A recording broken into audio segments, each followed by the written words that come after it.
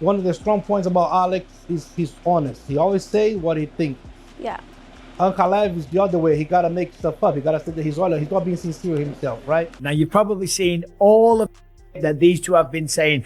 It seems to me like Alex Pereira is a little bit nervous coming into this one. I think the matchups were quite favourable to him up until this point. Alex Pereira has had enough. Ahead of UFC 320, he fired back at Magomed Ankalaev, telling him to stop with the fake talk and prove everything inside the cage. With both fighters preparing for a high-stakes rematch, fans are wondering if words matter or if performance will decide it all on fight night. Additionally, many fans recall the first fight between Alex Pereira and Magomed Ankalaev as a clear victory for Ankalaev, but not everyone shares this view. Some analysts believe Pereira had more success than people now remember. Adam Catterall offered his take, pointing out why the fight was closer than it seemed and what Pereira needs to do differently if he wants a better result in the rematch. Yeah, I thought the first fight wasn't...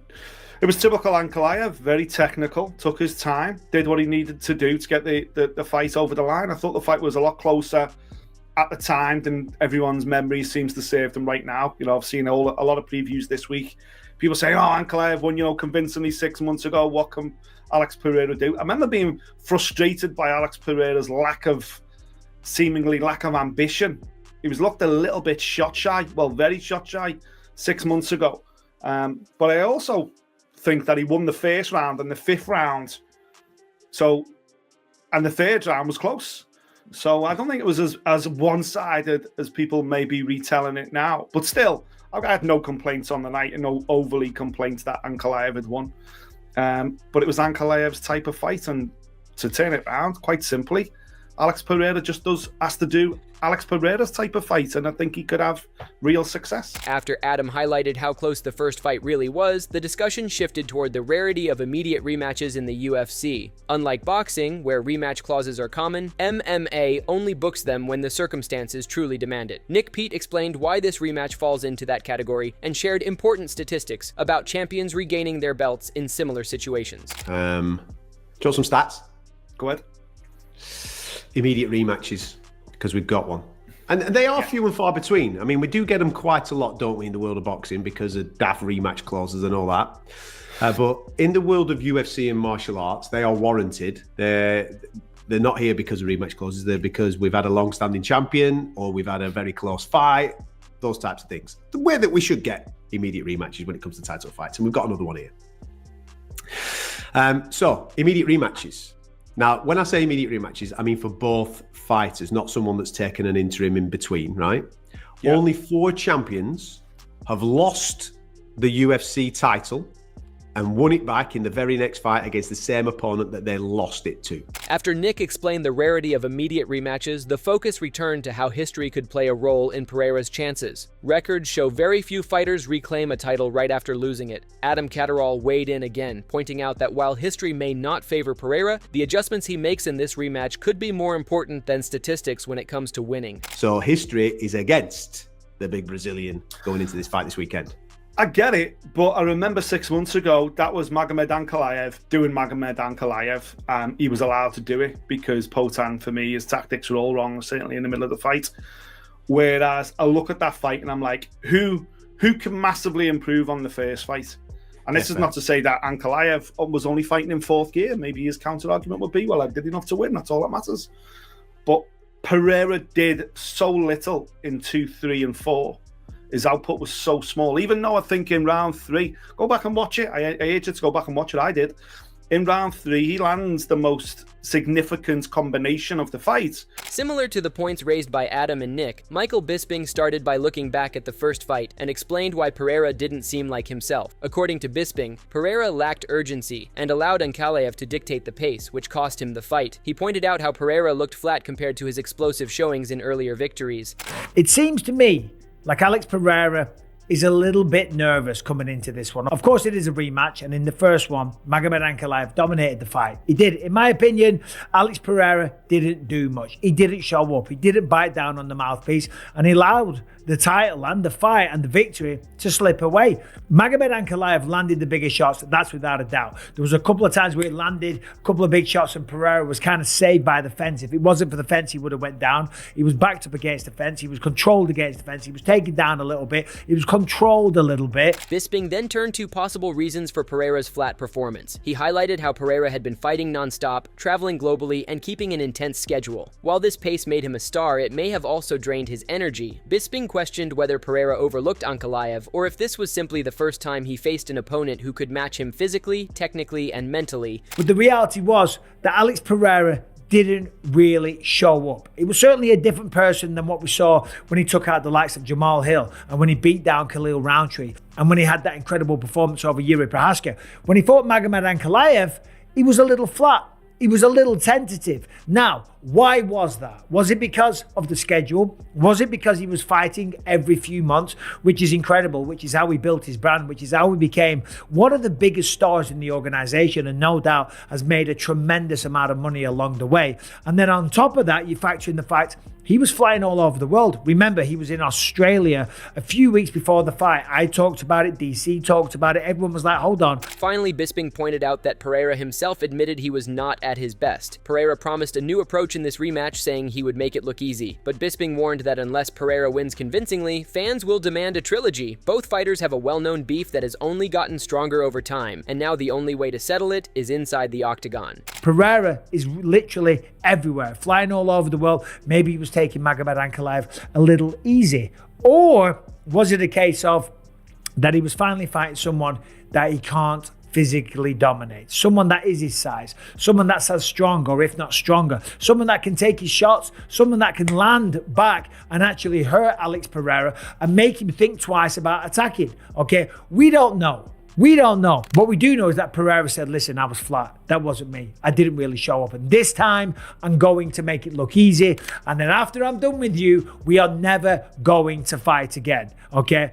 That seems like a weird one to me. Meanwhile, as analysts shared their opinions on the first fight, Alex Pereira also spoke out. He addressed Magomed Ankalaev directly, responding to all the comments and criticisms. Pereira highlighted the differences in mindset between them, noting how Ankalaev often exaggerates or isn't completely honest. He also pointed out that 7 months have passed since their last fight, giving him time to improve and adjust his strategy. One of the strong points about Alex is he's honest. He always say what he thinks. Yeah. Ankalaev is the other way. He gotta make stuff up. He gotta say that he's not being sincere himself, right? And right now it's been 7 months since the other fight. And Alex, like, he can defend takedowns. He got better from the last fight. And if he even get takedown, it's fine. It's part of the game. But he's been showing his evolution. He's been training hard. Right.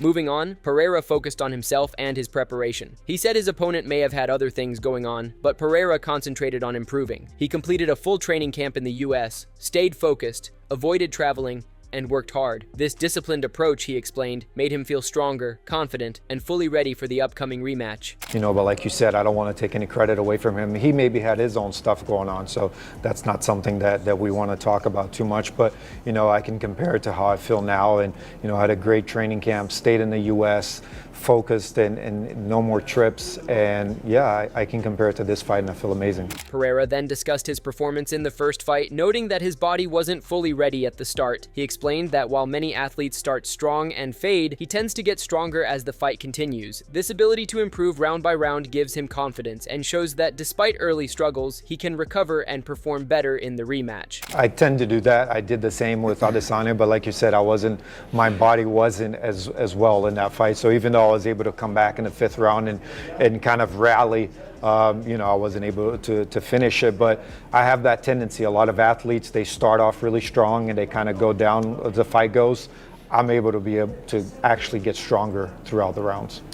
That figure 0 for 12 on takedowns. After discussing his fight strategy and how he grows stronger during rounds, Pereira turned to the topic of public opinion. He noticed growing confidence from fans and other fighters about his chances in the rematch. Pereira highlighted that many people online already see him as the likely winner, showing that his reputation and past performances have created high expectations ahead of UFC 320. I feel like there's a lot of confidence on the internet for my win. I even watched a video yesterday, some Americans, it was translated translated, obviously, but there was like 20 fighters, and they were all confident with my victory. Moving on, as the rematch gets closer, analysts looked at how Pereira matches up with top fighters. Dan Hardy explained that Pereira's striking, footwork, and head movement give him an advantage. Keeping the fight standing plays to his strengths, while grappling favors Ankalaev. Hardy also said momentum matters in fights, and right now Pereira is coming in with confidence and energy. I give him a shot against either of those guys. You know, I think he's got the footwork, the head movement, and the striking to cause any of them problems. I mean, you know, Ankalaev, although he can wrestle and he's got a decent clinch, he's not known for his submissions and his grappling necessarily, you know, and obviously Pereira's going to want to keep a fight on the feet and trade. I give him a shot against either of them, honestly. Hardy then talked about how Pereira's recent wins and momentum can help his confidence. Being in main events and traveling to big fights keeps him focused on the title. Watching other top fighters in person motivates him to improve and get ready for future challenges. This experience helps Pereira grow as a fighter and prepares him for tougher opponents. You know, momentum's everything in this sport, and I think Allberg's got that right now. And I think, you know, with him carrying that main event on his shoulders like he did, and having the performance that he did, you know, that can do a lot for a fighter and their confidence in that moment. And just the very fact that he's flying over to Vegas to be at 320, in his mind, that puts him in the title picture. And he's going to be cage side watching both of those guys as they're going to be, you know, his next opponent. And I think that's a healthy mindset for him to be in. It's going to motivate him to push forward and improve himself. Finally, Hardy explained why gaining experience step by step is important, jumping straight to how top-ranked fighters can hurt a fighter's confidence. Pereira's steady rise with key wins and a winning streak helped him gain skill and stay confident. Hardy said this careful approach gives Pereira a better chance to succeed at higher levels and avoid mistakes that less experienced UFC fighters often make. Yeah, if you're a young fighter, you can kind of look at his run and be like, all right, this is how you do it to a T.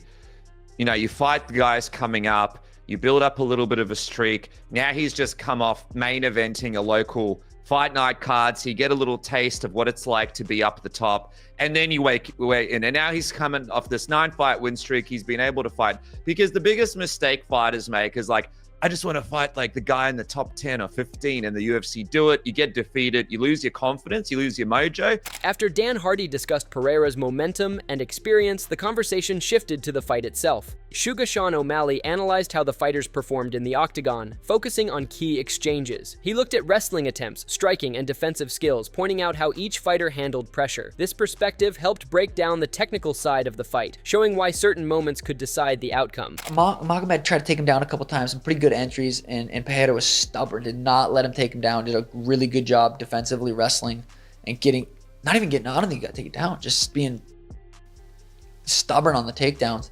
And he did a really good job. Striking was very close. Ankalaev throws those beautiful shots to the body. He was landing some beautiful shots to the body, some twos to the old.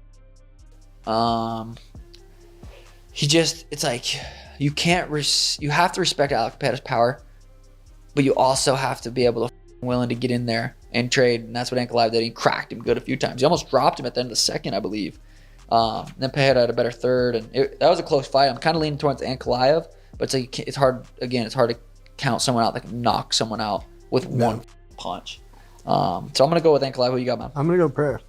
All right, for sure. Furthermore, after Sean broke down the technical exchanges, attention shifted to fighter matchups and styles. Tom Aspinall shared his thoughts on Pereira's strengths and weaknesses against Ankalaev. He noted Pereira's striking, kicks, and distance control, but also highlighted the challenges Ankalaev brings as a southpaw with takedown threats. Aspinall explained why this stylistic matchup could be tough for Pereira in the rematch. I really enjoyed the first fight. I really enjoyed the first fight. I think the thing with Alex Pereira is he has done really well with the skill set that he's got. Very dangerous striker, great with the calf kick, great with the distance control, great with the left hook, very powerful striker. I think the matchups were quite favourable to him up until this point. I think the threat that Ankalaev brings in, him being a southpaw, him controlling the range really well, and him just with the threat of the takedowns, even in the first fight we didn't really see him really go for the takedowns too much, but I think just the threat being there, I think stylistically he's a bad matchup for Pereira, and I wouldn't be surprised if he does it again, in my opinion. Building on Pereira's matchup challenges, Tom then looked at what the future could hold. He explained that if Pereira loses again in title fights, his options may be limited. Moving to heavyweight or considering retirement could be realistic. Aspinall also noted that many of the top contenders Pereira has already beaten leave him with fewer meaningful opponents to face next. I think he retires, or he goes to heavyweight. So there was that talk. There was a lot of talk about him going to heavyweight, but like Adam said, I feel like if he's lost twice in 2 title fights against the same guy, he can only beat other contenders who he's basically already beat. There's not a lot of other, maybe, he beat Yuri Prohaska twice, didn't he? So there's not a lot of guys. Jamal Hill he beat, Khalil Roundtree beat. A lot of the top contenders he's already beat him, so what's he going to do? Just do rematches against guys he's already beat. So 38 years old, he might as well, in my opinion. Following Tom Aspinall's thoughts on Pereira's future, Paul Craig added his perspective on moving up in weight classes. He analyzed how Pereira's size and style would translate from middleweight to light heavyweight or heavyweight. Craig explained that while Pereira may handle some bigger opponents, the power and pace at higher weights could be challenging, and his striking might not be as effective against bigger, harder-hitting fighters. Take a shot at heavyweight? Might as well. I felt he was an oversized middleweight. He was big compared to all other middleweights. I think as a light heavyweight, I think he's just sized right.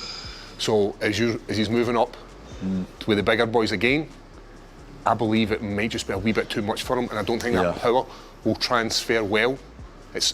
We're already seeing it's not transferred great up against guys like Ankalaev, right? He's had a few knockouts, but as he goes up the higher weights, these guys hit hard and they're looking to slug. Whereas I don't think he's in that. He's not wanting that.